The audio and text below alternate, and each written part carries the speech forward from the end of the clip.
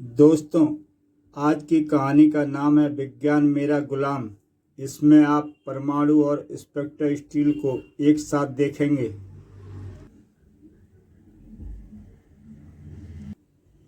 मैं रतन डागा। आज मुझे यह मानने से कोई संकोच नहीं, जब से मैंने होश संभाला मुझे एक ही चीज़ सबसे प्यारी लगी, दौलत।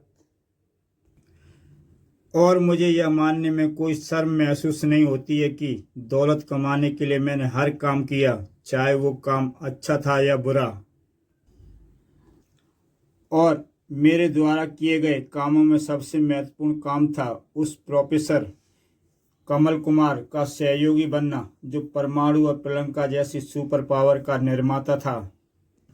प्रोफेसर कमल कुमार की कार्य प्रणाली देख कर मुझे एक झटके में ही ढेरों दौलत कमाने का एक जोरदार साधन मिल गया। मेरे दिमाग में परमाणु और प्रियंका जैसी सुपर हीरो बनाकर और उसके बल पर अरबों कमाने की योजना बनने लगी। लेकिन उस समय अपनी योजना को सफल बनाने की ना मेरे पास योग्यता थी और ना ही साधन। इसलिए प्रोफेसर कमल कुमार को दौलत का लालच देकर मैंने उसे अपनी योजना में काम करने को मनाना चाहा, और ऐसा करके मैंने मानो अपने पैर पर कुल्हाड़ी मार ली। दौलत कमाने के लिए अपने देश और अपने जमीर से गद्दारी करना तुम्हारा उसूल हो सकता है, मेरा नहीं। चले जाओ यहाँ से। उसने बेइज्जत करके मुझे अपनी लैब से निकाल दिया। बस उसी दिन से मैंने ठान लिया कि प्रोफेसर कमल कुमार को मैं अपने कदमों में झुकाकर उसे अपना गुलाम बनाऊंगा और उसके बल पर अपने इशारे पर नाचने वाले सुपर हीरोज का निर्माण करके रहूंगा। अपने ठाने हुए को पूरा करने के लिए मैंने सैकड़ों तरीके अपनाए। कई सुपर विलेंस को सुपारी देकर उनसे उनका अपहरण करवाने की कोशिश की। उनकी पत्नी को अपने प्रेम जाल में फंसाकर और उनके राज जानकर उसे ब्लैकमेल करना चाहा। लेकिन हर बार परमाणु ने उसे बचा लिया। इसी बीच मैंने सबसे बड़ा राज यह जाना कि इंस्पेक्टर विनय ही असल में परमाणु है और प्रोफेसर कमल कुमार के घर के नीचे ही वह सीक्रेट लैब में रहता है, जहां से प्रोफेसर सारी दिल्ली पर नज़र रखता है। लेकिन ये सारी जानकारी किसी काम न आई, क्योंकि मैं इंस्पेक्टर विनय को फंसाने के लालच में उसकी मामी या प्रोफेसर कमल कुमार की बीवी और अपनी प्रेमिका की हत्या करने की बेवकूफ़ी कर बैठा। मेरी इसी बेवकूफ़ी ने विनय उर्फ परमाणु को तिलमिला कर रख दिया। वह अपने ऊपर से हत्यारे का इल्ज़ाम हटाने और अपनी मामी के हत्यारे की खोज में पागलों की तरह जुट गया। जल्दी वह मुझ तक पहुंचा और मेरे खिलाफ सारे सबूत जुटाकर मुझे यहाँ जेल की सलाखों के पीछे पहुंचा दिया। लेकिन जेल की सलाखें मेरे अरमानों, मेरे सपनों को कैद न कर सकीं। बाहर मौजूद मेरे साथी पैसा पानी की तरह बहाकर मुझे जेल से छुड़ाने का इंतजाम कर रहे हैं। अब पता नहीं मैं सलाखों के पीछे से निकल पाऊंगा भी या नहीं, अपने सपने को पूरा कर पाऊंगा या नहीं। तभी उसे एक आवाज़ सुनाई दी, रतन डागा, तुम्हारी मिलाई आई है, चलो। मेरी मिलाई? मुझसे मिलने कौन आया है? मैकेनिक कहते हैं मुझे। WCBS यानी वर्ल्ड विलेंस सोसाइटी की तरफ से मुझे तुम्हें छुड़ाने का कॉन्ट्रैक्ट मिला है। तुम मुझे जेल से छुड़ा सकते हो। कैसे करोगे तुम ऐसा? जवाब में अपनी बंद मुट्ठी खोल दी मैकेनिक ने, अपने इन छोटे छोटे मगर नायाब सिपाहियों की बदौलत। ये क्या हैं? Automatic micro tools. इन माइक्रो टूल्स की बदौलत तुम्हें आए रात जेल की सलाखों और दरवाजों को धाराशायी करके जेल की छत पर पहुंच जाना है, जहां तुम्हें लेने के लिए तुम्हारी बनाई सुपर पावर न्यूट्रॉन पहले से ही मौजूद होगी। ओह, अपनी बनाई सुपर पावर न्यूट्रॉन को तो मैं भूल ही गया था। लेकिन क्या ये छोटे छोटे टूल्स मुझे यहाँ से निकाल पाएंगे? तुम्हारे इस सवाल का जवाब तुम्हें रात को मिलेगा, तब जब मेरे ये नन्हे नन्हे सिपाही अपने आप सक्रिय होंगे और तुम्हारे बैरक की मोटी मोटी सलाखों को ऐसे काट डालेंगे जैसे गर्म छुरी मक्खन को काटती है। रास्ते में मौजूद गेट के मोटे मोटे नट बोल्ट को खोलकर गेट को जमीन पर ऐसे चित कर देंगे जैसे WWF का पहलवान अपने प्रतिद्वंदी को चित करता है। वाह, मैकेनिक के छोटे छोटे औजार इतने बड़े बड़े चमत्कार करेंगे, ये तो मैं सपने में भी नहीं सोच सकता था। मैं जेल की छत पर आ पहुंचा हूं, लेकिन क्या यहाँ न्यूट्रॉन मौजूद होगा? वह अंधेरे में खड़ा हुआ, वह मुझे यहाँ से लेकर उड़ जाएगा। चलें? हाँ चलो। पर जेल में? ओह, तुम न्यूट्रॉन नहीं, तुम तो परमाणु हो। बिल्कुल ठीक पहचाना। जेल के कंट्रोल रूम में लगे क्लोन सर्किट टीवी स्क्रीन पर जब बैरक नंबर 4 का गेट गिरता दिखाई दिया तो उन्होंने मुझे सूचित कर दिया और मैं बिना कोई पल गवाए यहाँ आ पहुँचा। अब मैं तुझे वापस जेल में ले जाऊंगा और खुद यहाँ इंतजाम करूंगा कि तेरी आत्मा भी जेल की सलाखों से बाहर नहीं निकले, लेकिन तेरी आत्मा तेरे शरीर से जरूर निकलेगी। परमाणु पर एकाएक किसी ने वार कर दिया। परमाणु? उफ, ये कौन? मुझे न्यूट्रॉन कहते हैं। मुझे बॉस को लेने के लिए यहाँ पहले ही पहुंचना था, लेकिन लेट हो गया, इसलिए अब आया हूँ। लेट आए हो न्यूट्रॉन, लेकिन फिर भी सही समय पर आए हो। इसे लम्बलेट करो। ये मुझे लम्बलेट क्या करे, उससे पहले ही मैं इसका आमलेट बना दूंगा। एक पल में ही परमाणु जीत की ओर अग्रसर हो गया। ओह, परमाणु ने मुझे अपनी परमाणु रस्सियों में जकड़ लिया। न्यूट्रॉन अपनी छाती पर लगा पीला स्विच दबा और इससे छूट। शाबाश, अब अपनी छाती पर लगे लाल स्विच को दबा और इसका किस्सा खत्म कर। लाल स्विच दबाते ही उसके शरीर से निकलकर मुझ पर अजीब सी कणों की बारिश सी हो गई है। लेकिन ये कण मुझे कोई नुकसान तो नहीं पहुंचा रहे, फिर ये मेरा किस्सा कैसे खत्म करेंगे? परमाणु को उन कणों के नुकसान का पता थोड़ी देर से चला। ओह, ये क्या हो रहा है? मुझे अपने शरीर से अजीब सी हलचल होती क्यों महसूस हो रही है? मुझे ऐसा क्यों लग रहा है जैसे मेरा शरीर तेजी से गर्म होता जा रहा है? और या क्या मैं अपने वार भी ढंग से नहीं कर पा रहा हूँ? तेरी खराब होती हालत बता रही है परमाणु के तुझ पर न्यूट्रॉन के वारों का असर होने लगा है।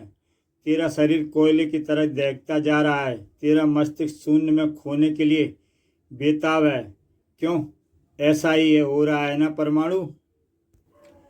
चल, मैं तुझे बताता हूँ। असल में न्यूट्रॉन अपने शरीर से जो कण छोड़ रहा है वे न्यूट्रॉन है, और तेरे शरीर में मौजूद परमाणु पावर असल में न्यूट्रॉन, प्रोटॉन और इलेक्ट्रॉन का संयोजित रूप है। न्यूट्रॉन द्वारा छोड़ी जाने वाली न्यूट्रॉन पावर तेरे शरीर में न्यूट्रॉन की मात्रा को बढ़ाकर परमाणु पावर के संतुलन को बिगाड़ रही है। इसलिए अब तू इस दुनिया में कुछ ही देर का मेहमान है। परमाणु पावर का यह बिगड़ा संतुलन तेरे शरीर को बम की तरफ फाड़ डालेगा। उफ, अगर रतन डागा का कहना सही है तो मैं सचमुच मुसीबत में हूँ। मुझे इस मुसीबत को टालना होगा, अपने शरीर को बम की तरफ फटने से रोकना होगा, और ऐसा तभी होगा जब न्यूट्रॉन द्वारा छोड़े जा रहे न्यूट्रॉन मेरे शरीर से न टकराएं। इसके लिए न्यूट्रॉन के शरीर से न्यूट्रॉन का छूटना बंद करना होगा, और ऐसा तभी होगा जब मैं न्यूट्रॉन की छाती पर लगे इन लाल स्विचों को ऑफ करूंगा, जिसके दबाने से न्यूट्रॉन के शरीर से न्यूट्रॉन छूटने लगे थे। ओह, परमाणु ने लाल स्विच को ऑफ कर दिया। उसे जल्दी से दोबारा ऑन करो न्यूट्रॉन। अब न्यूट्रॉन लाख कोशिश के बाद भी ऐसा नहीं कर सकता, क्योंकि इसकी छाती पर लगे लाल स्विच को मैं ऑन ऑफ लायक ही नहीं छोड़ूंगा। ओह, परमाणु ने लाल स्विच को तोड़ दिया। हाँ, और अब मैं उसके दांत तोड़ रहा हूँ। ओह, इस तरह तो यह मुझ पर भारी पड़ जाएगा न्यूट्रॉन। ऐसा नहीं होना चाहिए। अपने बाजू पर लगे हरे स्विच को नष्ट कर डालो। जल्दी कर। जैसे न्यूट्रॉन ने हरे स्विच को नष्ट किया, वैसे ही रतन डागा के हलक से वह वैसी ठाका गूंज उठा। हरे स्विच को नष्ट होते ही न्यूट्रॉन तबाही का दूत बन गया है। परमाणु स्विच के नष्ट होते ही न्यूट्रॉन का पूरा शरीर एक भयानक बम में बदलने लगा है। कुछ ही सेकंडों में न्यूट्रॉन का शरीर पूरी तरह से ऐसा बम में बदल जाएगा जो इस जेल के साथ साथ दिल्ली को भी खत्म कर डालेगा। ले, बम बनते न्यूट्रॉन के शरीर में तेजी भी आ गई है। अब तू मुझे आराम से जेल में लेकर चल सकता है, क्योंकि जहाँ सारी दिल्ली खत्म होने जा रही है वहाँ मैं जेल से भागकर कहाँ बचूंगा। मैं जानता हूँ यहाँ से भागने के लिए ही तूने ये चाल चली है कमीने, लेकिन तेरी यह चाल कामयाब नहीं होगी। ना मैं तुझे यहाँ से भागने दूंगा और न बम बन चुके न्यूट्रॉन को दिल्ली की धरती पर फटने दूंगा। मैं इसे अंतरिक्ष में छोड़कर आता हूं, तब तक तुम उसे गिरफ्तार करो। बेकार है मुझे गिरफ्तार करने की कोशिश, क्योंकि मेरे साथ मैकेनिक के वे ऑटोमेटिक टूल्स हैं जो तुम्हारे हथियारों को बेकार भी करेंगे और इन परमाणु रस्सियों को मेरे शरीर से काटकर मुझे यहाँ से भाग जाने का मौका भी देंगे। नीचे क्या हुआ था परमाणु को इसकी खबर नहीं थी। वह तो बहुत ऊपर न्यूट्रॉन रूपी बम को नष्ट करने में व्यस्त था। उफ, सही समय पर मैंने इसे दूर उछाल दिया। कहीं यह मेरे हाथों में ही फट जाता तो उसके साथ साथ मेरे भी चिथड़े उड़ जाते। अब मुझे जल्दी से नीचे पहुंचकर वहां के हंगामे को देखना है। नीचे अब परमाणु को देखने लायक कुछ नहीं बचा था। ओह, आखिर रतन डागा निकल भागने में कामयाब हो गया। और यह अच्छा नहीं हुआ, क्योंकि रतन डागा चोट खाए हुए सांप की भांति ऐसा वार करेगा जो बहुत भारी पड़ेगा। हेलो, इंस्पेक्टर विनय स्पीकिंग हेयर। तू सारी दुनिया से बोल सकता है तू इंस्पेक्टर विनय बोल रहा है, लेकिन सिर्फ मैं जानता हूं कि तू इंस्पेक्टर विनय के साथ साथ परमाणु भी बोल रहा है। रतन डागा, बिल्कुल सही पहचाना तूने। पहचानना ही था, क्योंकि तू इस बात को बहुत अच्छी तरह से जानता है कि सारी दुनिया में सिर्फ मैं ही एक ऐसा शख्स हूँ जो यह जानता हूँ कि तू ही इंस्पेक्टर विनय है और तू ही परमाणु। खैर छोड़ो इसे और मेरे दो कारण सुनो जिसके लिए मैंने तुझे फ़ोन किया है। नंबर 1, मैं तुझे तेरी उसी नाकामी की बधाई देता हूँ जो मेरे फरार होने के बाद तेरे हाथ लगी। नंबर 2, अपना मकसद पूरा करने के लिए मैं तुझ पर ऐसी चोट करने जा रहा हूँ जो मेरे सपनों को पूरा भी करेगी और तुझ पर ऐसी मार भी करेगी कि तू ठीक वैसे ही अपना सिर थाम कर रोएगा जैसे अपनी मामी को खोकर रोया था। खटाक, फोन कट चुका था, लेकिन रतन डागा का कहा गया एक एक शब्द अभी भी इंस्पेक्टर विनय के कानों में गूंज रहा था। जेल से आज़ाद हुआ रतन डागा अब सीधा मुझ पर वार करने जा रहा है। क्या होगा उसका वह वार जो मुझे उसी तरह रुलाएगा जैसे मैं मामी को खोकर रोया था। मुझे रतन डागा की इस पहेली का हल जल्दी से जल्दी ढूंढना है, ताकि मैं इसके वार से बचने का भी और उसका जवाब देने का भी इंतजाम कर सकूं। विनय उस परमाणु की समझ में जो वार नहीं आ रहा था, रतन डागा उसे करने के लिए निकल चुका था। परमाणु पर अपना वार मैं उसके मामा प्रोफेसर कमल कुमार को अपने बस में करके करूंगा, जो मेरे सपने को साकार करने में महत्वपूर्ण भूमिका निभाएगा। और वैसे भी अब मेरे पास अपने उस सपने को पूरा करने के लिए इसके सिवा और कोई रास्ता भी नहीं है। हम प्रोफेसर कमल कुमार के बंगले पर पहुंच चुके हैं। डागा साहब, गुड। जो भी रोकने सामने आए उसे खत्म कर दो। बंगले में कोई नहीं था जो उन्हें रोकता। जल्दी सभी तैयार हो जाओ। प्रोफेसर कमल कुमार की लैब में पहुंचने का हमारा सफर यहाँ से शुरू होता है। उस तस्वीर की आंख दबाने के साथ ही इस तरफ मौजूद बाथरूम की एक दीवार तेजी से एक तरफ हट जाएगी। तीनों नलों को चला देना है। ये चलते हुए तीनों नल फिर हमें उस बाथरूम के अंदर प्रवेश कर जाना है और वहाँ मौजूद 3 सेकंड के बाद अपने आप बंद हो जाएंगे। इसी के साथ बाथरूम का फर्श किसी लिफ्ट की तरह हमें लेकर नीचे बढ़ने लगेगा। बढ़ रहा है। गुड। अब हम थोड़ी देर में प्रोफेसर कमल कुमार की लैब में पहुंच जाएंगे। सभी तैयार हो गए, लेकिन कुछ ही देर बाद लिफ्ट रुकी। बाथरूम का वह फर्श उन्हें लेकर जहां पहुंचा वहां प्रोफेसर कमल कुमार की लैब नहीं बल्कि था गटर। ये तो हमें गटर में आ पहुंचे डागा। क्या यही गटर प्रोफेसर कमल कुमार की लैब है? मजाक करता है मुझसे? प्रोफेसर ने अपनी लैब तक पहुंचने वाले रास्ते को बदल दिया है। बाहर निकलो और यहाँ की दीवारों को बारूद से उड़ा दो। किसी दीवार के पीछे तो प्रोफेसर कमल कुमार की लैब होगी ही। इस दीवार के पीछे एक लैब नजर आ रही है। यह प्रोफेसर कमल कुमार की लैब है, लेकिन यहाँ तो कहीं कोई नजर नहीं आ रहा। यहाँ मौजूद हर मशीन पर मकड़ी के जाले लगे हुए हैं। हर यंत्र जंग खाया हुआ है। मुझे तो लगता है यहाँ मौजूद किसी भी चीज़ को किसी ने वर्षों से इस्तेमाल नहीं किया। इसका मतलब प्रोफेसर ने अपना ठिकाना बदल लिया है। मैं एक ऐसे आदमी को जानता हूँ जो मुझे प्रोफेसर कमल कुमार के ठिकाने के बारे में बताएगा, चाहे प्रोफेसर 7 पाताल में भी छिपा हो तब भी। कोई बात नहीं, ठिकाना बदलकर भी वह मुझसे नहीं बचेगा। जाते जाते अपने गुस्से के कहर की निशानी छोड़ता नहीं भूला था रतन डागा, और उसी निशानी ने इंस्पेक्टर विनय उस परमाणु के रोंगटे खड़े कर दिए। ओह, कोई मामा जी के बंगले को तहस नहस करके उनकी बंद हो चुकी गुप्त लैब तक पहुंच गया। ओह, कोई और नहीं बल्कि रतन डागा था। रतन डागा को ही यह पता था कि इस बंगले के नीचे लैब है, लेकिन रतन डागा ने लैब पर हमला क्यों किया? एक ही कारण हो सकता है इसका। रतन डागा या मामा जी को काबू में करने आया होगा, और उसने ऐसा निश्चय ही इसलिए किया क्योंकि वह नहीं जानता कि मामा जी वर्षों से इस लैब में नहीं बल्कि अस्पताल में पड़े हुए हैं, और उनकी इस लैब के स्थान पर हमने दूसरी जगह लैब बना दी है जहां का संचालन प्रवर्ट देखता है।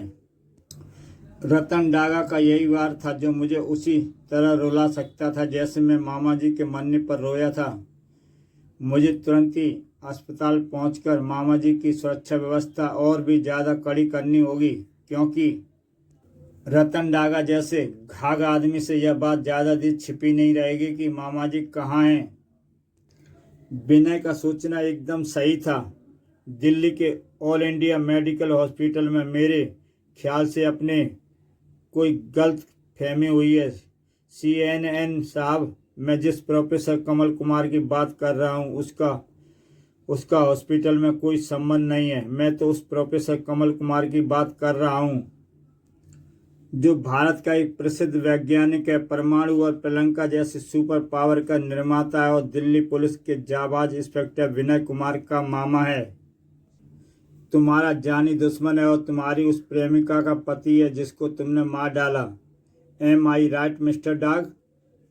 यस CNN साहब, मैं उस प्रोफेसर कमल कुमार की बात कर रहा हूँ। अब आप अपने नेटवर्क से सर्च करके बताइए कि इस समय वह कहाँ पर हैं। ऑल इंडिया मेडिकल हॉस्पिटल के कमरा नंबर 9 में कोमा की हालत में 4 साल पहले डॉक्टर डेंजर और डॉक्टर वायरस के साथ हुई परमाणु की मुठभेड़ में वह कोमा में पहुंच गया था। तभी से वह वहीं पड़ा हुआ है। कुछ समय पहले जादूगर साकुरा के कारण वह थोड़े समय के लिए होश में आया था, लेकिन फिर कोमा में पहुंच गया। ओह, यह बात तो मुझे मालूम ही नहीं थी। दोस्तों, जादूगर साकुरा के बारे में जानने के लिए मेरा YouTube चैनल सब्सक्राइब करें और देखें नागराज की टक्कर साकुरा से। जो बात किसी को मालूम नहीं होती वह CNN को मालूम होती है, तभी सारी दुनिया के अपराधी CNN की चौखट पर माथा टेकते और करोड़ों रुपए की भेंट चढ़ाकर जानकारियां हासिल करने आते हैं। और जानकारी के मामले में CNN का नेटवर्क सबसे तेज। लो, मैंने तेजी की बात की और इधर प्रोफेसर कमल कुमार से संबंधित ताज़ा जानकारी नेटवर्क पर आ रही है। ओह, ये ताज़ा जानकारी तो तुम्हारे लिए मुसीबत का ढेर लेकर आ रही है।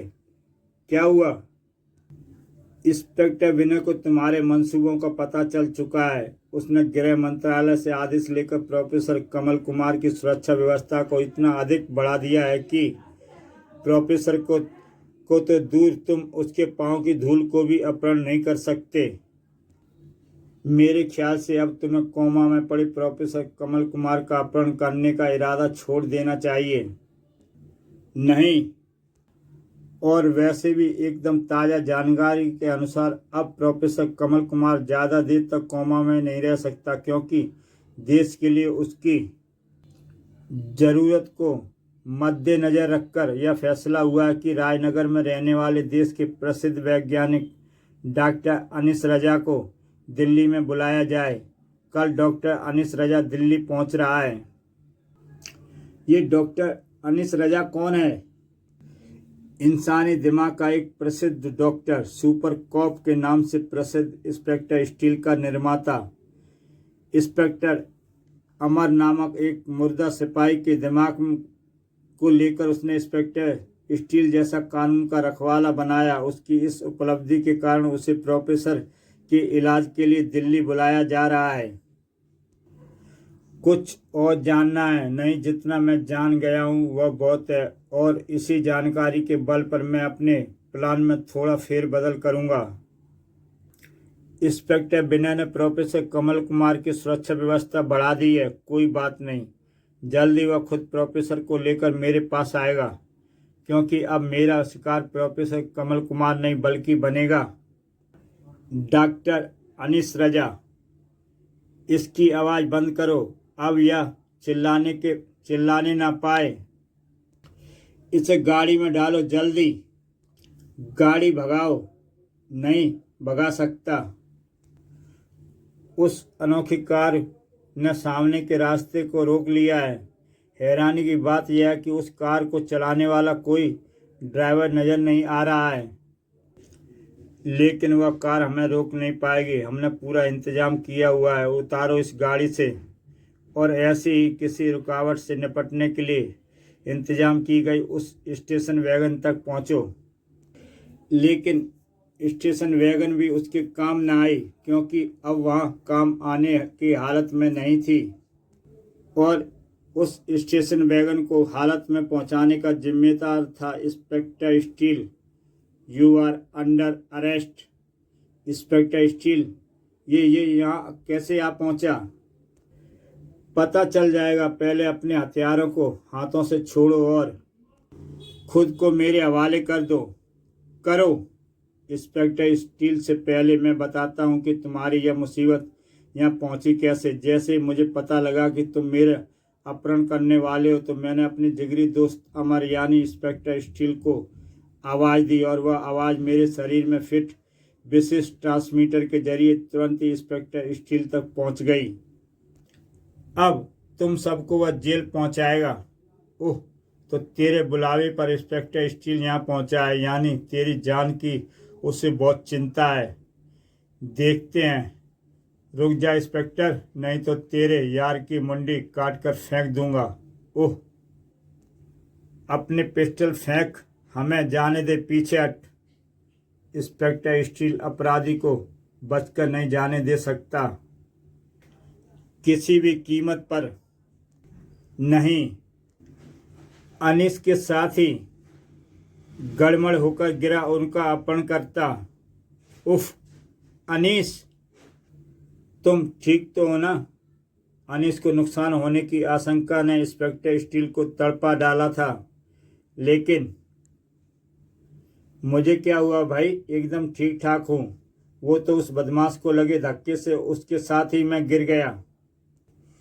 ओह, तुझे क्या हुआ? मेरे चक्कर में तू इतना परेशान क्यों है? क्या तुझे अपने निशाने पर भरोसा नहीं? क्या तूने मेरे पैरों के नीचे से दिखते उस बदमाश के पैरों का निशाना लेकर गोली नहीं चलाई थी? मैं तो ये यूं ही पूछ रहा था। यूं ही नहीं, मैं तुझे बताता हूँ कि तू क्यों यह सब पूछ रहा है। मुझे गोली लगने के ख्याल ने तेरे दिमाग में दौड़ते लहू को जमा दिया है। मुझे खरोच लगी है। यह सोचकर तेरे पेसमेकर की धड़कनें रुक गईं। तेरी फाइबर की कृत्रिम नसें एक पल के लिए ठंडी पड़ गईं। तेरा मजबूत स्टील का शरीर पत्थर सा हो गया। क्यों, सही कहा ना मैंने? नहीं नहीं नहीं, वो तो तू लाख मना कर लड़खड़ा गई। तेरी यांत्रिक आवाज़ें इस बात की गवाही दे रही कि बात वही है जो मैं कह रहा हूँ। तेरे इंसानी दिमाग के साथ साथ तेरे स्टील का शरीर भी मेरे अहित की सोचकर कांप जाता है। अरे पगले, जिसका तेरा जैसा यार हो भला उसका अहित हो भी कैसे सकता है? उसे ये इंसान तो क्या शैतान भी नहीं छू सकता। वैसे ये खब्बीस की औलाद है कौन, और ये मेरा अपहरण क्यों करना चाहते थे? यह तो तफ्तीश और पूछताछ से पता चल जाएगा, लेकिन तुम्हारे अपहरण की इस कोशिश ने यह सवाल उठा दिया है कि तुम्हें कल दिल्ली जाना चाहिए या नहीं। भला मेरे इस अपहरण की कोशिश को मेरे दिल्ली जाने से क्या संबंध? और वैसे भी अगर कुछ संबंध होता तो भी मैं ना रुकता, क्योंकि प्रोफेसर कमल कुमार नामक ऐसे आदमी के दिमाग को कोमा से बाहर निकालने का मौका मिला है जो देश के टॉप वैज्ञानिकों में से एक है। उसके कोमा से बाहर आने का मतलब है देश की वैज्ञानिक शक्तियों में चार चांद लग जाना। हर वक्त अपने दिमाग को कानूनी दाव पेच में उलझाकर मत रखा कर, कभी यारों वाली भी बात किया कर। ऐसा है तो चल तुझे पेप्सी पिलाऊं। नहीं भाई, अभी उस तनख्वाह में से पेप्सी के पैसे कटवाऊंगा जो बरसों से हेडक्वार्टर में ही जमा होती आ रही है। यह हुई ना यारों वाली बात। अनिस राजा अपने अपहरण की जिस कोशिश को बहुत ही हल्के ढंग से ले रहा था। दोस्तों, इस कहानी का अगला भाग देखने के लिए मेरा YouTube चैनल सब्सक्राइब करें और देखें इसका दूसरा भाग, विज्ञान मेरा गुलाम भाग 2। तो दोस्तों, कल फिर मिलता हूँ इसके दूसरे भाग के साथ, विज्ञान मेरा गुलाम भाग 2। इस भाग को अच्छी तरह देखने के लिए दोस्तों मेरा YouTube चैनल सब्सक्राइब करें और देखें इसका पिछला भाग, विज्ञान मेरा गुलाम भाग 1। तो दोस्तों, कहानी अब शुरू करते हैं। वह बहुत गंभीर थी। तुम पूरे के पूरे बेवकूफ़ निकले वास्को। अरे, मैंने तुमसे डॉक्टर अनीस के अपहरण के लिए बोला था, यह नहीं बोला था कि तुम्हें उसका अपहरण राजनगर में ही करना है। पता है, राजनगर में इंस्पेक्टर स्टील मौजूद है, और एक तो वह वैसे ही राजनगर में अपराध नहीं होने देता, और ऊपर से डॉक्टर अनीस उसका दोस्त है। तुमने सारा बना बनाया काम बिगाड़ दिया था। शटाक। कोई काम नहीं बिगाड़ा डागा साहब। मैंने बहुत ही गुप्त तरीके से डॉक्टर अनीस के अपहरण की वह कोशिश कराई थी। जिन बदमाशों को इंस्पेक्टर स्टील ने पकड़ा, इंस्पेक्टर स्टील उनसे हमारे बारे में कुछ नहीं जान पाएगा, क्योंकि उन्हें कुछ पता ही नहीं है। और दूसरा, मैंने पता कर लिया है कि अपने अपहरण की कोशिश के बाद भी डॉक्टर अनीस दिल्ली पहुंचने की अपनी टिकट कैंसिल नहीं कराई है। वह सारा इंडियन एयरलाइंस से कल निर्धारित समय पर दिल्ली आ रहा है। दिल्ली पहुंचते ही हम उसे अपने कब्जे में ले लेंगे। नहीं, हमें उसे दिल्ली पहुंचने से पहले ही अपने कब्जे में लेना होगा, और यह काम मेरा सुपर विलेन एरो करेगा। राजनगर से दिल्ली पहुंचने को तत्पर इस प्लेन में अटेंशन प्लीज। कुछ ही देर में हम दिल्ली एयरपोर्ट पर उतरने वाले हैं। यात्रियों से निवेदन है कि कृपया अपनी सीट बेल्ट को बांध लें। धन्यवाद। शायद दिल्ली अभी दूर थी। प्लेन के कार्गो कंपार्टमेंट में इस हिस्से में देखने से तो ऐसा ही लगता है जहां से एक अनचाहा पैसेंजर प्लेन में सवार हो रहा है। एरोप्लेन में आ चुका है। अब यह प्लेन दिल्ली पहुंचेगा, लेकिन एक सवारी को छोड़कर। आओ, ये कौन है और इस प्लेन में कहां से आ गया? एरो नाम है मेरा। अपने आप को हवा में बदलकर मैं कहीं भी चुटकियों में पहुंच सकता हूं। यहाँ भी मैं ऐसे ही पहुंचा, और मेरा यहाँ पहुंचने का मकसद है डॉक्टर अनीस को अपने साथ ले जाना। और हम तुझे ऐसा करने नहीं देंगे, क्योंकि डॉक्टर अनीस के मना करने के बाद भी हम इनकी सुरक्षा में तैनात किया गया है। बकवास मत करो, हटो एरो की आगे से। आओ, इसने हमें हवा में उड़ा दिया, फायर करो इस पर। गोलियां उसके आर पार निकल गईं। एरो पर गोलियों का असर नहीं होता, लेकिन ऐसा करके तुमने अपनी मौत बुला ली है। लो संभालो इन एयर ब्लास्टों को। एरो के एयर ब्लास्टों ने सभी को चकित ही नहीं किया, भयभीत भी कर दिया। जिसे मौत का डर नहीं है, वह मेरे कदमों को डॉक्टर अनीस की तरफ बढ़ने से रोकने आ सकता है। किसी की हिम्मत नहीं हुई, सभी अपनी सीटों से और भी ज़्यादा चिपक गए। लेकिन फिर भी अनीस रजा की तरफ बढ़ते एरो के कदम भी रुके और वह औंधे मुंह प्लेन के फर्श पर आ गिरा। ओह, ये किसने किया? कौन माई का लाल मुझे रोकने आया? मैं परमाणु तू हवा में उड़ते इस प्लेन में कैसे पहुंचा? वैसे ही जैसे तू पहुंचा करेगा कंपार्टमेंट में। से फर्क यह है कि तू वहाँ के सुराखों से हवा बनकर प्लेन में पहुंचा और मैं कणों में बदल कर। और इसी के साथ तेरे और मेरे उद्देश्य से भी फर्क है। तू डॉक्टर अनीस का अपहरण करने आया है और मैं उन्हें बचाने। राजनगर में हुए डॉक्टर अनीस रजा के अपहरण की खबर पाकर अगर मैं सतर्क न हो गया होता तो इस प्लेन पर मेरी खास नज़र न होती, तो मैं डॉक्टर अनीस रजा के अपहरण को रोक नहीं पाता। क्या सोचने लगा? परमाणु जरूर यह सोच रहा होगा कि एरो तुझे कैसे मारेगा, एयर ब्लास्ट से। परमाणु के पास तेरे इन एयर ब्लास्टों को भी रोकने का साधन है और तुझे रोकने के भी। एरो को रोकना इस चमकीली धागों के बस की बात नहीं।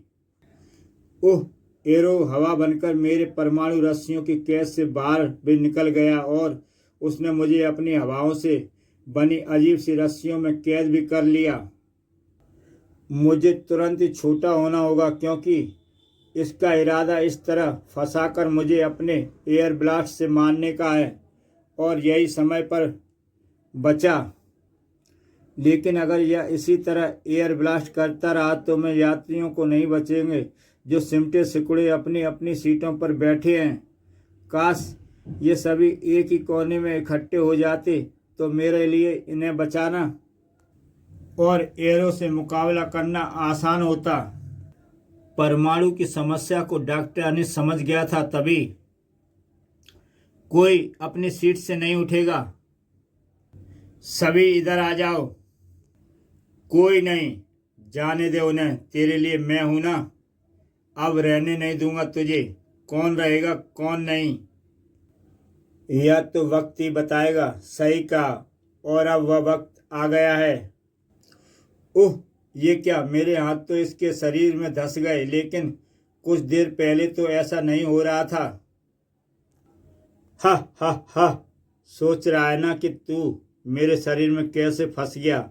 असल में मैंने अपने बेल्ट के स्विच को दबाकर अपने शरीर को ठोस तत्वों में खत्म कर दिया है। इसी के साथ मेरा शरीर हवा जैसा बन गया है और मेरे हवा जैसे शरीर से कुछ भी घुस सकता है, लेकिन निकल नहीं सकता, जैसे तू नहीं निकल पा रहा है। और चूंकि अब तेरे दोनों हाथ मेरे शरीर में फंसे हैं, इसलिए तू अपनी बेल्ट को स्विच दबाकर ट्रांसमिट भी नहीं हो सकता।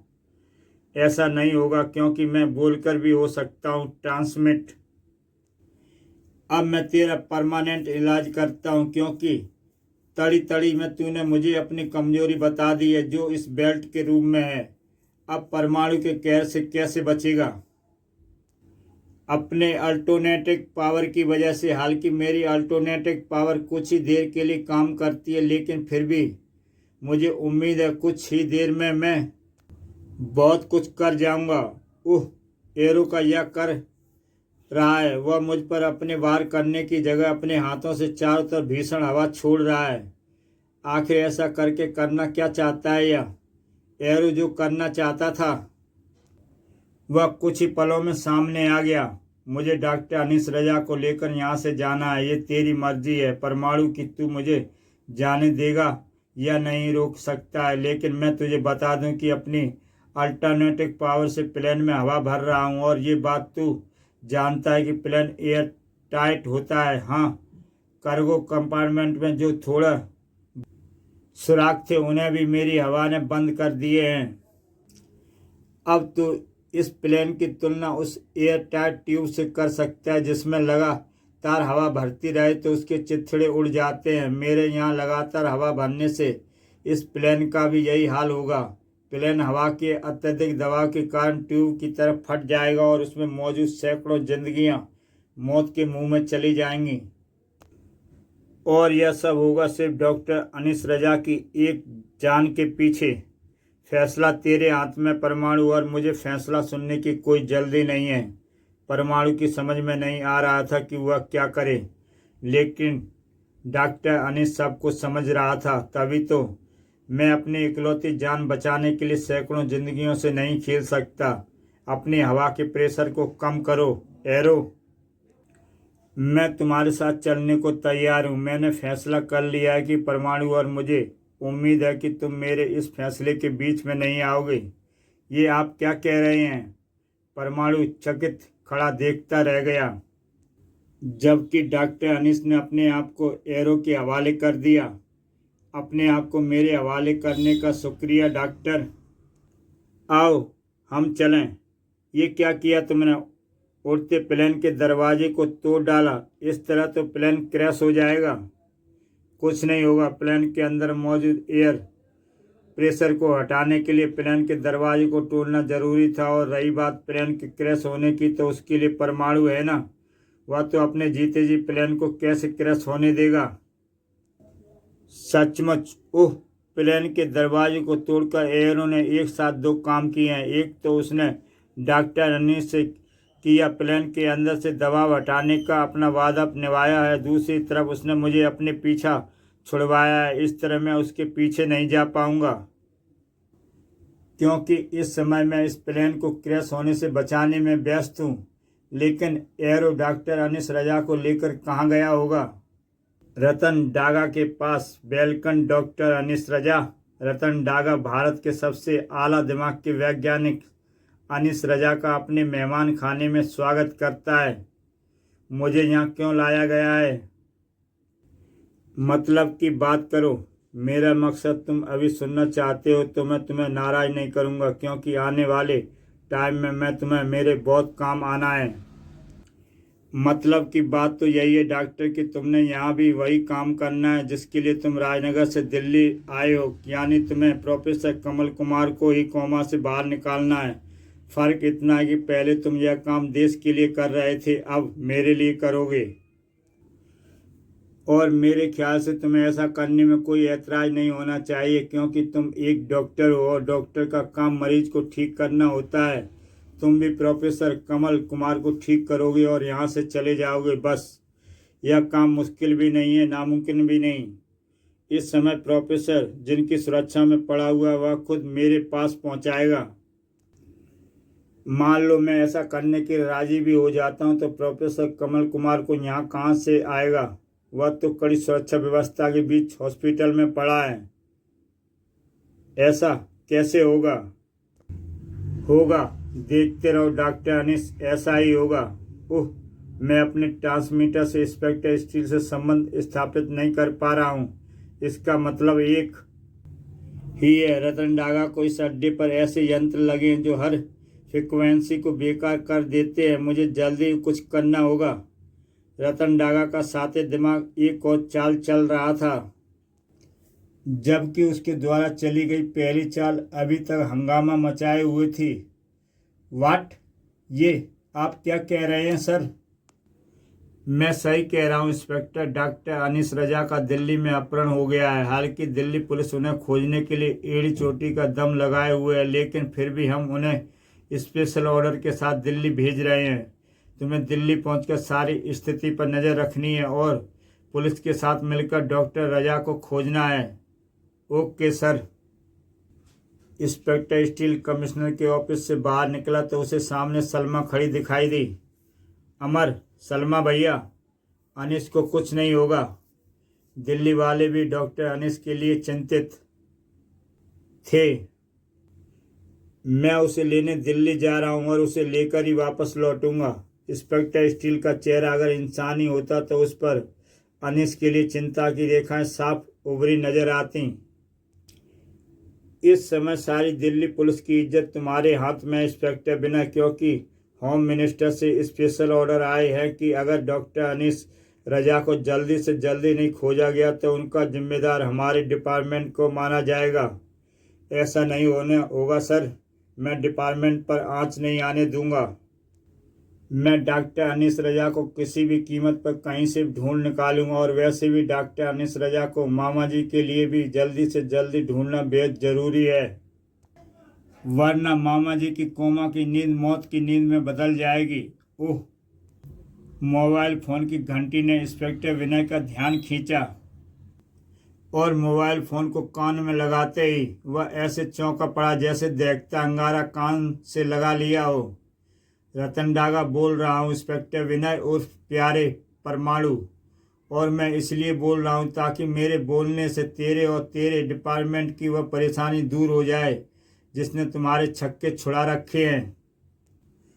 तू समझ ही गया हो कि मैं उस डॉक्टर अनीस रजा की बात कर रहा हूँ जिसे मेरे बनाए सुपर विलन एरो ने तेरी आंखों के सामने से उड़ाया। ओह! डॉक्टर अनीस रजा तुम्हारे पास है? हाँ, लेकिन मैं चाहता हूँ कि मैं उसे तुझे सौंप दूँ, लेकिन इसके लिए तुझे मुझसे एक सौदा करना होगा। सौदा? कैसा सौदा? मैं तुझे डॉक्टर अनीस सौंप देता हूँ, तू मुझे कोमा में पड़े अपने मामा यानी प्रोफेसर कमल कुमार को सौंप दे। मैं ऐसा हरगिज नहीं करूँगा। तुझे ऐसा ही करना होगा, क्योंकि अगर तूने ऐसा नहीं किया तो इधर मैं डॉक्टर अनीस रजा को मौत के घाट उतारूंगा ही, उसी के साथ उधर तेरे मामा भी मर जाएगा, क्योंकि इस दुनिया में सिर्फ डॉक्टर अनीस ही है जो प्रोफेसर को नया जीवन दे सकता है। और फिर जरा सोच, मैंने अगर डॉक्टर अनीस को मार डाला तो फिर तुम्हारे पुलिस डिपार्टमेंट का क्या होगा? तुम्हारा डिपार्टमेंट कहीं मुंह दिखाने के लायक नहीं रह जाएगा। सारी दुनिया तुम्हारे डिपार्टमेंट पर थू थू करेंगी।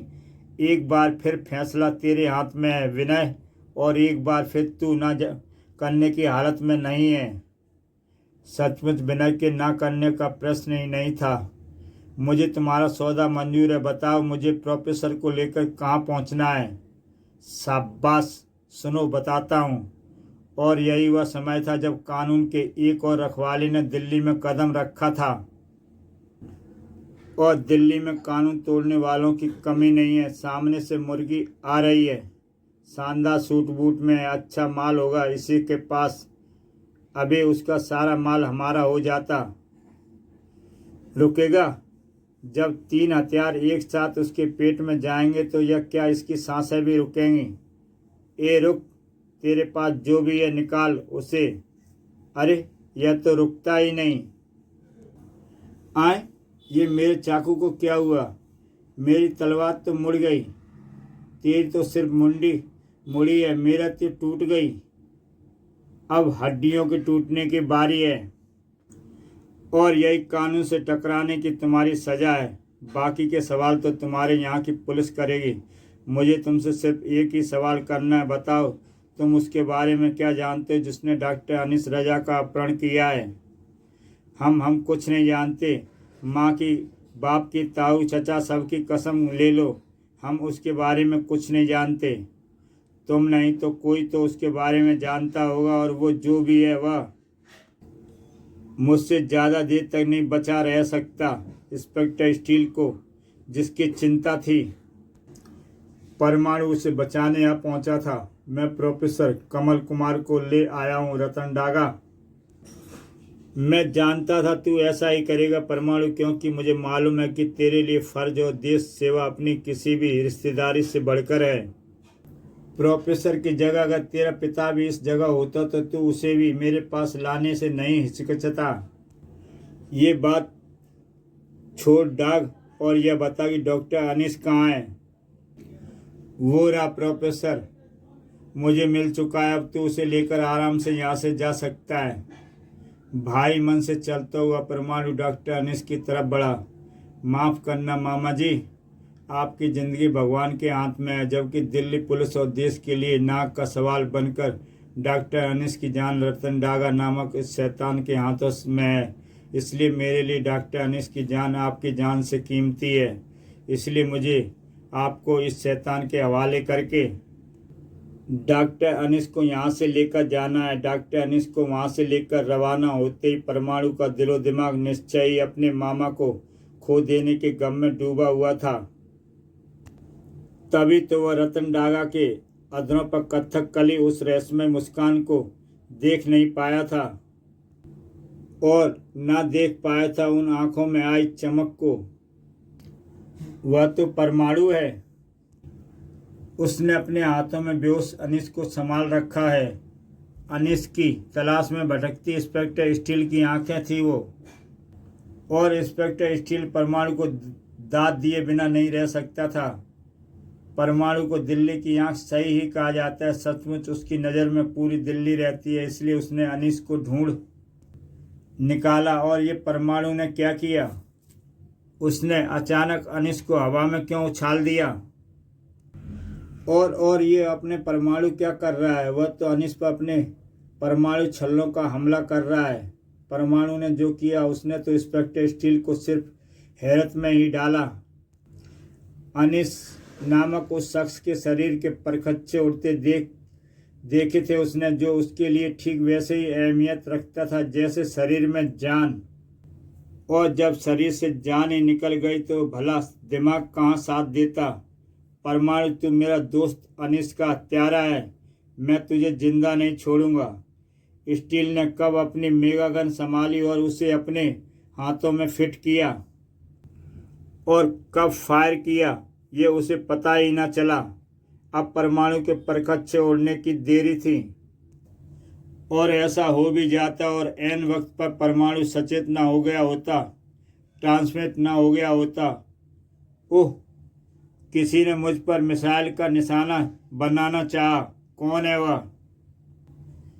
इंस्पेक्टर स्टील दिल्ली में, और उसने मुझ पर मिसाइल दागी। क्यों? जवाब में इंस्पेक्टर स्टील का साथ उसकी गन भी गरजी। तूने डॉक्टर अनीस की हत्या की है। तुझे जिंदा रहने का कोई हक नहीं हत्यारे। मैं हत्यारा नहीं हूँ। देश और इस शहर की रक्षा के लिए उस डॉक्टर अनीस का ख़त्म होना बेहद ज़रूरी था। अगर ऐसा है हत्यारे, तो तेरा ख़त्म होना भी बेहद ज़रूरी है। मेरी बात सुनो इंस्पेक्टर, अब तो सिर्फ तेरी मौत की चीख ही सुनना चाहता हूँ। लगता है तेरे स्टील के शरीर में रखा इंसानी दिमाग खराब हो गया है। पहले तुझे ठीक करता हूँ, फिर तेरे दिमाग को ठीक करूँगा। ये दिमाग तो अब तेरी लाश देखकर ही शांत होगा और तुझे लाश बनने में अब ज़्यादा देर नहीं लगेगी। यह हर पल अपने वारों को और भी ज़्यादा खतरनाक कर रहा है और मेरे लिए इसे रोकना मुश्किल हो रहा है। लेकिन अगर मैंने इसे रोका नहीं तो अनर्थ हो जाएगा। कानून के रखवालों के हाथों एक ऐसा जुर्म हो जाएगा जिसके लिए कानून उसे कभी माफ़ नहीं करेगा। मेरे ख्याल में ऐसे में इंस्पेक्टर स्टील को रोकने का एक ही तरीका है, मैं उसे समझा सकूं कि मैंने डॉक्टर अनीस को क्यों ख़त्म किया। लेकिन जुनूनी हो चुका स्टील कुछ समझने को तैयार ही नहीं। इसलिए मेरी समझ में यही आ रहा है कि अगर इंस्पेक्टर स्टील के हाथों कानून को टूटने से बचाना है तो मुझे यहाँ से चले जाना चाहिए और जाकर इस विषय में प्रोबोट से बात करनी चाहिए। इस बार परमाणु ट्रांसमिट हुआ तो फिर वहाँ नज़र नहीं आया। बचकर भाग गया वो हत्यारा। लेकिन जाएगा का मैं सजा देने के लिए उसे जल्द ही ढूंढ लूँगा। कानून के दो रखवालों की यह मुठभेड़ शहर और देश के लिए चिंता का और रतन डागा के लिए खुशी से नाच उठने का विषय था। मैंने डॉक्टर अनीस का हुबहू पुतला बनाकर उसे परमाणु को सौंपने का प्लान इसलिए बनाया था ताकि जब परमाणु उस पुतले को लेकर जाए तो उसे पुतले में मौजूद बेहद शक्तिशाली बम उसके परखच्चे उड़ा दे। लेकिन परमाणु उससे बच गया।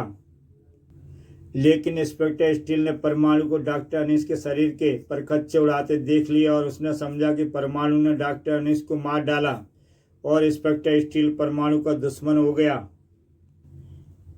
अब मुझे परमाणु को ख़त्म करने के लिए कुछ करने की ज़रूरत नहीं, इंस्पेक्टर स्टील खुद ही परमाणु को ख़त्म कर डालेगा। और इधर मैं डॉक्टर अनीस को मदद से प्रोफेसर कमल कुमार को होश में लाऊंगा और फिर उन दोनों को अपने इशारे पर उन्हें ऐसा परमाणु और स्टील के लिए मजबूर करूंगा जो मेरे गुलाम होंगे।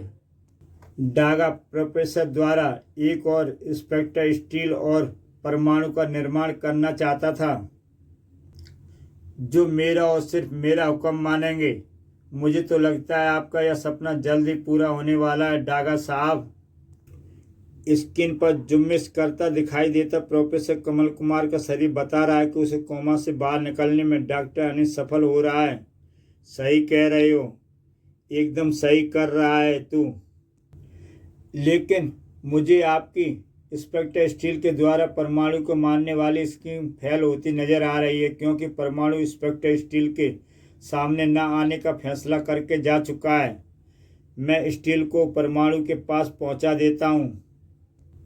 क्या ऐसा हो सकता है डागा साहब? हो क्या सकता है, होगा, एकदम होगा।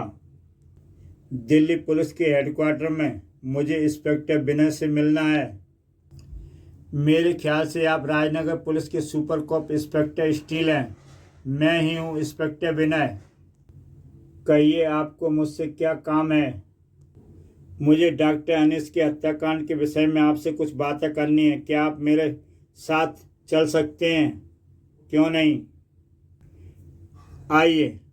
जल्दी इंस्पेक्टर स्टील इंस्पेक्टर विनय को लेकर एक सुनसान जगह पर पहुंचा था। आप मुझे अजीब जगह पर ले आए हैं। खैर बताइए, आप मुझसे डॉक्टर अनीस हत्याकांड के बारे में क्या बात करना चाहते हैं? क्या उसकी हत्या हो गई है? और उसकी हत्या तूने की है इंस्पेक्टर विनय उर्फ परमाणु और मैं आपको गलतफहमी हुई है। इंस्पेक्टर उफ, गलतफहमी हो सकती है। अगर मेरी आंखें होती, स्कैनर ना होती तो, और मैं इस समय तेरे शरीर के स्कैन करके तेरे शरीर पर मौजूद परमाणु की ड्रेस बेल्ट और यंत्रों को ना देख रहा होता तो। और इसका मतलब यह है कि जिसने मुझे यहाँ बताया कि इंस्पेक्टर विनय परमाणु है वह सच है। ओह, तुम मेरी सच्चाई जान चुके हो, तो अब मुझे इंस्पेक्टर विनय बने रहने की कोई ज़रूरत नहीं। मुझे भी परमाणु बनना होगा। तुम्हें ये सच्चाई बताने के लिए मैंने डॉक्टर अनीस की हत्या नहीं की है। शक और गलतफहमी की गुंजाइश हो सकती थी। अगर मैंने सब कुछ अपनी आंखों से न देखा होता तो। कभी कभी आंखें देखा भी धोखा हो सकता है, और यह बात मैं तुम्हें समझा सकता हूँ अगर तुम मुझे मौका दो। इंस्पेक्टर स्टील तो मेरी बात सुनने के लिए कतई तैयार नहीं है, और मैं इस बात के लिए कतई तैयार नहीं हूँ कि स्टील पर कोई घातक वार करूँ। तो फिर क्या करूँ, कुछ समझ में नहीं आ रहा। एक मिनट, मैंने इस मामले में प्रवोट को कोई हल निकालने के लिए कहा था। मुझे प्रवोट से बात करके तुमसे पूछना चाहिए कि उसने इस मामले में कुछ किया या नहीं। प्रवोट, क्या तुम मुझे सुन रहे हो? सुन भी रहा हूँ और देख भी रहा हूँ, और इसी के साथ इंस्पेक्टर स्टील रूपी समस्या का कोई हल सोच भी रहा हूँ। कुछ हुआ? परमाणु को अपने सवाल का जवाब जानने का समय नहीं मिला, और वैसे भी परमाणु के पास ज़्यादा समय था भी नहीं, क्योंकि इंस्पेक्टर स्टील उसे बचने का कोई भी मौका देने के लिए तैयार नहीं था। इस समय स्टील पर जुनून सवार था। हर हाल में अपने निर्माता, अपने दोस्त, अपने रहनुमा डॉक्टर अनीस के हत्यारे को ख़त्म करने का जुनून परमाणु के परखच्चे उड़ चुके थे। अब समय था इंस्पेक्टर स्टील के मस्तिष्क में चलती जुनून की आंधी के शांत होने का, और उस कृत्य पर पछतावा करने का जो जुनून की आंधी की रो में बह गया था। मैंने परमाणु को मार डाला, उस परमाणु को जो दिल्ली के निवासियों की सुरक्षा किसी छत की तरह करता था। उस परमाणु को मार डाला मैंने जिसकी आंख हमेशा दिल्ली में घटने वाली हर छोटे बड़े अपराध पर टिकी रहती थी और जिसके हाथ दिल्ली के कानून के बहुत बड़े मुआफिज थे। और यह सब किया मैंने जिसे सारी दुनिया फर्ज की मशीन के नाम से जानती है और जिसका निर्माण भी सिर्फ इसलिए हुआ था कि वह कानून की हर धारा का प्रयोग करेगी। जो जिंदा रहेगी तो कानून की रक्षा के लिए, ख़त्म होगी तो कानून की रक्षा के लिए। लेकिन आज फर्ज की इस मशीन ने अपने अंदर रखे एक इंसानी दिमाग की भावनाओं के जुनून में बहकर कानून की हर धाराओं की धज्जियां उड़ा दी हैं। अपने आप को कानून का सबसे बड़ा रक्षक सिद्ध कर दिया है, भक्षक। इस मशीन को अब साबुत रहने का कोई अधिकार नहीं। इसे पुर्जा पुर्जा होकर बिखर जाना चाहिए। तभी इंस्पेक्टर स्टील को एक आवाज़ सुनाई दी, नहीं दोस्त, पुर्जा पुर्जा तो उन्हें होना चाहिए जिसने ऐसा षड्यंत्र रचा कि फर्ज की राह पर चलने वाली मशीन अपनी राह से भटक गई। परमाणु जिंदा हो तो फिर वो कौन था जिसके मैंने अभी अभी परकच्चे उड़ाए थे?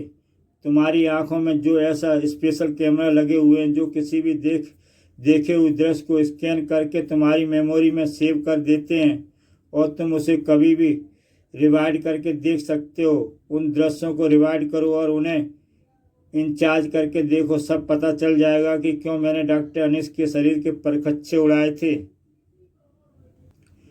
चकित स्टील को कुछ न सूझा, सिर्फ उसने अपने कैमरों से संबंधित यंत्रों से छेड़छाड़ करने के सिवा।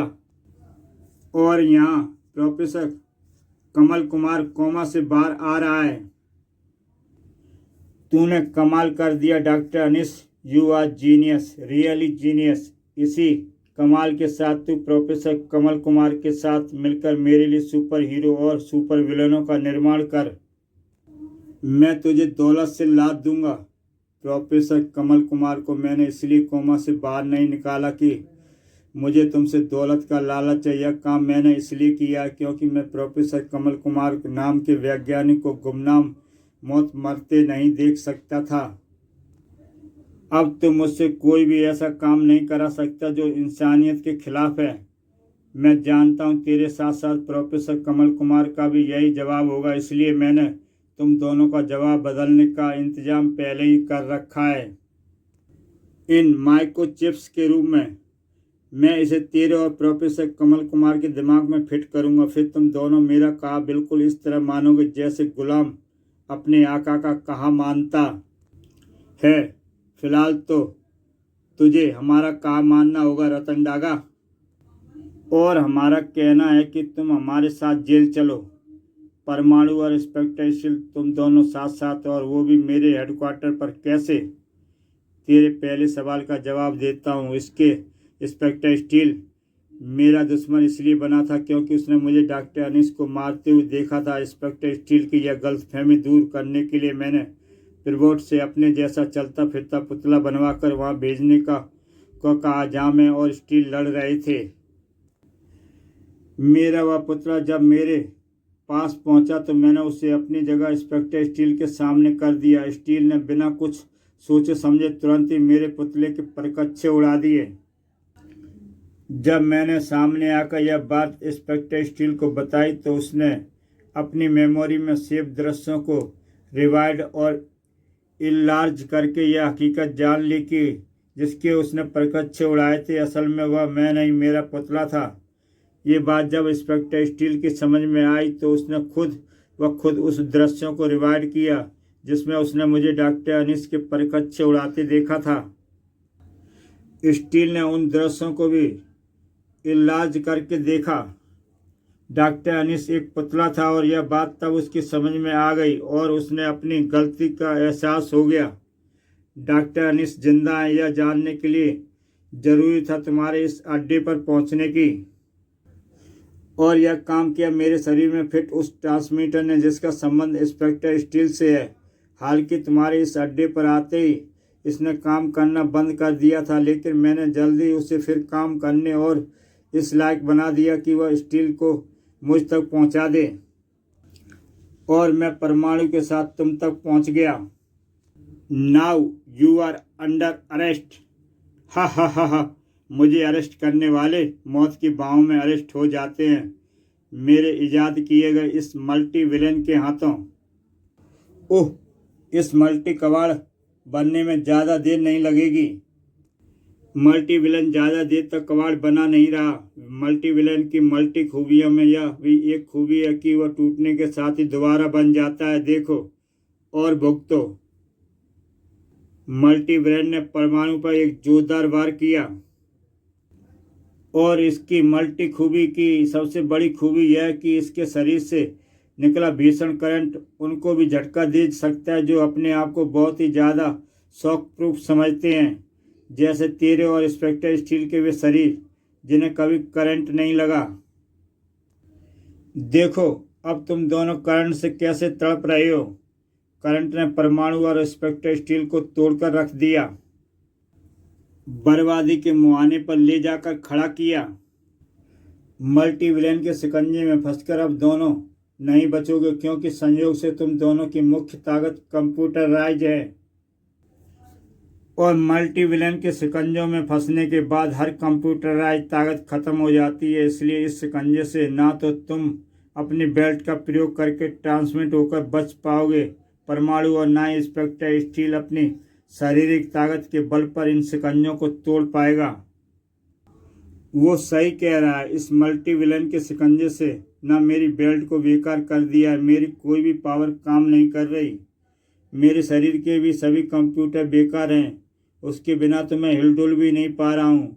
छूटना तो अलग बात है। हा हा हा, तुम दोनों छूटने की जगह सिर्फ अपनी अपनी बर्बादी की तैयारी करो और तुम्हारी वह बर्बादी तुमसे ज़्यादा दूर नहीं। मल्टी विलन टुकड़े टुकड़े कर डाल इनके।